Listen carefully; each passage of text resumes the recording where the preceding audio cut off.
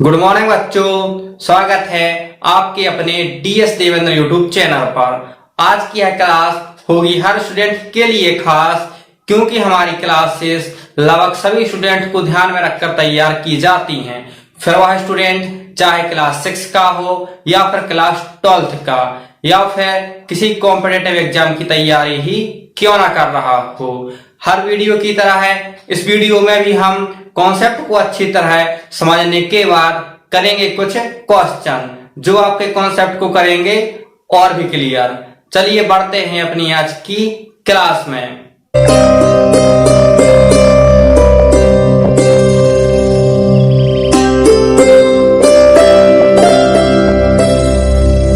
आज की इस क्लास में हम सीखेंगे इफ के स्थान पर अनलेस का प्रयोग।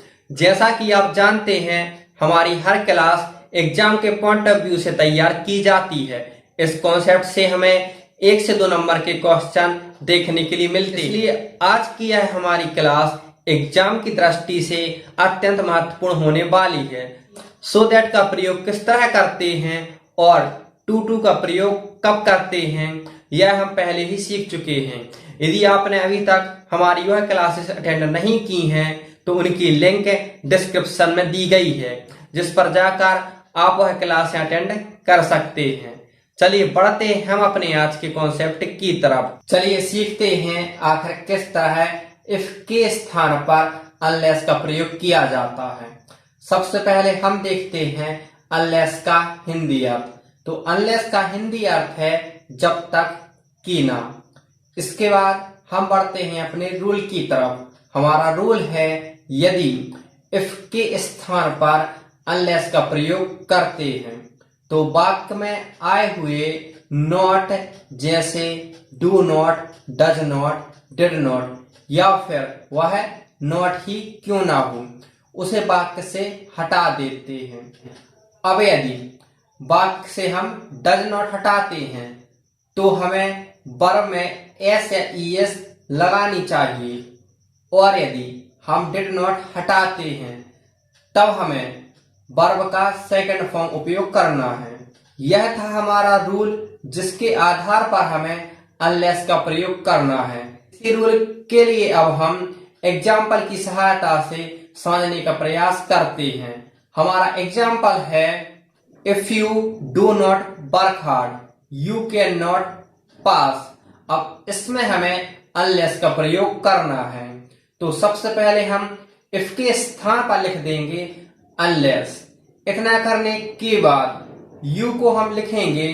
यू लिखने के बाद अभी हमने सीखा वाक्य में आए हुए नॉट को हटा देंगे, इसलिए हम डज नॉट को हटाकर वर्क हार्ड लिख देंगे, और दूसरे sentence you can not pass को ज्यों का त्यों लिख देंगे। इस प्रकार अनलेस का प्रयोग करके हमारा सेंटेंस हुआ unless you work hard you can not pass. अब नेक्स्ट एग्जाम्पल की सहायता से हम समझेंगे आखिर किस तरह डज नॉट को हटाकर हम वर्ब में एस या ईएस लगाते हैं। तो इसके लिए बढ़ते हैं हम अपने नेक्स्ट एग्जाम्पल की तरफ। हमारा नेक्स्ट एग्जाम्पल है if he does not work hard he can not pass. अब इसमें हमें अनलेस का प्रयोग करना है। सबसे पहले हम इफ को हटाकर अनलेस का प्रयोग करेंगे। इतना करने के बाद हम लिखेंगे ही लिखने के बाद जो डज नॉट लिखा है यहाँ पर इसको हटा देंगे, और जो हमारी वर्ब है वर्क है इसमें हम एस लगा देंगे। एस लगाने के बाद हार्ड के लिए ज्यों के त्यों उतार देंगे। साथ ही दूसरे sentence you can not pass को ज्यों के त्यों लिख देंगे। इस प्रकार अनलेस का प्रयोग करके हमारा सेंटेंस हुआ unless he works hard he can not pass. Video में आगे बढ़ने से पहले यदि आपने अभी तक हमारे चैनल को सब्सक्राइब नहीं किया है तो सबसे पहले आप हमारे चैनल को सब्सक्राइब कर लें, वीडियो को लाइक करें और अपने फ्रेंडों के साथ में शेयर करें। साथ ही वीडियो पूरा देखने के बाद कमेंट करना ना भूलें। चलिए बढ़ते हैं हम अपनी क्लास की तरफ। अभी हमने सीखा आखिर किस तरह इफ के स्थान पर अनलेस का प्रयोग करते हैं। जैसा कि आप जानते हैं कि कॉन्सेप्ट को अच्छी तरह समझने के बाद हम करते हैं प्रीवियस ईयर में पूछे गए कुछ क्वेश्चन, जिन्हें सॉल्व करके हमारा कॉन्सेप्ट होता है और भी क्लियर। चलिए बढ़ते हैं अब हम अपने कुछ क्वेश्चन की तरफ। अभी हम जितने भी एग्जाम्पल करने वाले हैं उनमें से हर एग्जाम्पल अपने दूसरे वाले एग्जाम्पल से टोटली भिन्न है। साथ ही हमें हर एग्जाम्पल से कुछ ना कुछ सीखने के लिए जरूर मिलेगा। इसलिए बढ़ते हैं अब हम अपने एग्जाम्पल की तरफ। हमारा क्वेश्चन है use of unless in place of if, जिसका अर्थ हुआ हमें इफ के स्थान पर अनलेस का प्रयोग करना है। ठीक इसी तरह का क्वेश्चन आपके लिए क्वेश्चन पेपर में देखने के लिए मिलेगा।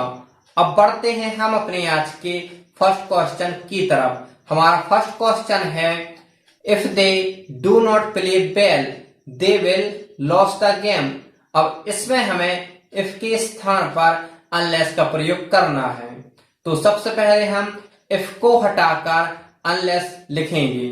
अनलेस को लिखने के बाद दे लिख देंगे और डू नॉट को हटा देंगे, क्योंकि हमने अभी सीखा है कि अनलेस के साथ हम नॉट का प्रयोग नहीं करते हैं। और प्ले वेल के लिए लिख देंगे।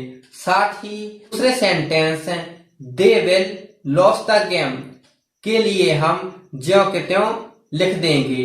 इस प्रकार अनलेस का प्रयोग करके हमारा सेंटेंस हुआ unless they play well they will loss the game. अब नेक्स्ट क्वेश्चन है हमारा if you do not work hard you will fail. इसमें भी हमें अनलेस का प्रयोग करना है। सबसे पहले हम इफ को हटाकर अनलेस का प्रयोग करेंगे और यू लिख देंगे। इतना लिखने के बाद हम सेंटेंस से डू नॉट को हटा देंगे। डू नॉट को हटाने के बाद वर्क हार्ड के लिए ज्यों के त्यों लिख देंगे। साथ ही दूसरे सेंटेंस यू विल फेल के लिए ज्यों के त्यों लिख देंगे। इस प्रकार हमारा सेंटेंस हुआ unless you work hard you will fail. अब हमारा नेक्स्ट एग्जाम्पल है if it does not rain we shall go to school. इसमें हम सबसे पहले इफ को हटा देंगे। इफ को हटाने के बाद इफ के स्थान पर लिखेंगे अनलेस। अनलेस लिखने के बाद हम लिखेंगे इट और डज नॉट के लिए सेंटेंस से हटा देंगे। और रेन में एस लगाने के बाद दूसरे sentence we shall not go to school के लिए ज्यों के त्यों लिख देंगे। इस प्रकार अनलेस का प्रयोग करके हमारा सेंटेंस हुआ unless it rains we shall go to school. इस एग्जाम्पल की सहायता से हमारा कॉन्सेप्ट क्लियर हुआ कि आखिर किस तरह डज नॉट को हटाकर वर्ब में एस या एस लगाते हैं। अब बढ़ते हैं हम अपने नेक्स्ट एग्जाम्पल की तरफ। हमारा एग्जाम्पल है you will be sick if you do not stop eating. अभी तक हमने जो एग्जाम्पल किए इफ हमें सेंटेंस के शुरू में देखने के लिए मिलता था, लेकिन इस एग्जाम्पल में हमें इफ बीच में लिखा हुआ दिख रहा है। तो चलिए देखते हैं आखिर किस तरह है। अब इसमें हम अनलेस का प्रयोग करेंगे। हमें अनलेस का प्रयोग वहीं करना है जहां पर इफ लिखा होगा। अब यदि सेंटेंस के बीच में इफ लिखा है तो हमें अनलेस का प्रयोग भी सेंटेंस के बीच में ही करना है। साथ ही जो पहला वाक्य है उसके लिए ज्यों के त्यों लिख देंगे। ठीक उसी तरह जैसे कि हम जब सेंटेंस के शुरुआत में इफ लिखा होता था तो दूसरे सेंटेंस के लिए ज्यों के त्यों लिख देते थे। अब सेंटेंस के बीच में इफ लिखा है, इसलिए जो पहला वाक्य होगा उसके लिए हम ज्यों के त्यों लिख देंगे। इसलिए इसमें हम यू विल बी सिक के लिए ज्यों के त्यों लिखेंगे और इतना लिखने के बाद इफ के स्थान पर प्रयोग कर देंगे अनलेस का। अनलेस का प्रयोग करने के बाद वाक्य में आए हुए डू नॉट को हटा देंगे और बाकी सेंटेंस भी ज्यों के त्यों लिख देंगे। इस प्रकार हमारा सेंटेंस हुआ you will be sick unless you stop eating. अब बढ़ते हैं हम अपने नेक्स्ट एग्जाम्पल की तरफ। हमारा नेक्स्ट एग्जाम्पल है if my son do not finish his homework he can not go out. अब इसमें हमें इफ के स्थान पर अनलेस का प्रयोग करना है, तो सबसे पहले हम इफ को हटाकर अनलेस लिखेंगे। अनलेस को लिखने के बाद वाक्य में आए हुए डू नॉट या डज नॉट को हटा देंगे। जैसे कि हमारे सेंटेंस में लिखा है डू नॉट, तब हम डू नॉट को हटाकर दूसरे सेंटेंस के लिए ज्यों के त्यों लिख देंगे। इस प्रकार हमारा सेंटेंस हुआ unless my son finish his homework he can not go to school. अभी तक हमने जितने भी एग्जाम्पल किए उन सभी में हमने इफ के स्थान पर अनलेस का प्रयोग किया है। चलिए अब हम कुछ ऐसे एग्जाम्पल करते हैं जिनमें हमें अनलेस के स्थान पर इफ का प्रयोग करना है। अब बढ़ते हैं हम अपने इसी तरह के नेक्स्ट एग्जाम्पल की तरफ। हमारा नेक्स्ट एग्जाम्पल है unless you work hard you can't पास।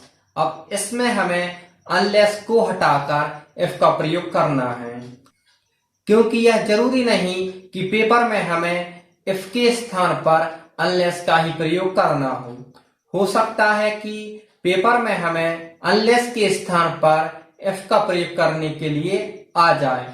इसलिए हम अपने नेक्स्ट एग्जाम्पल की तरफ। हमारा नेक्स्ट एग्जाम्पल है unless you work hard you can't pass.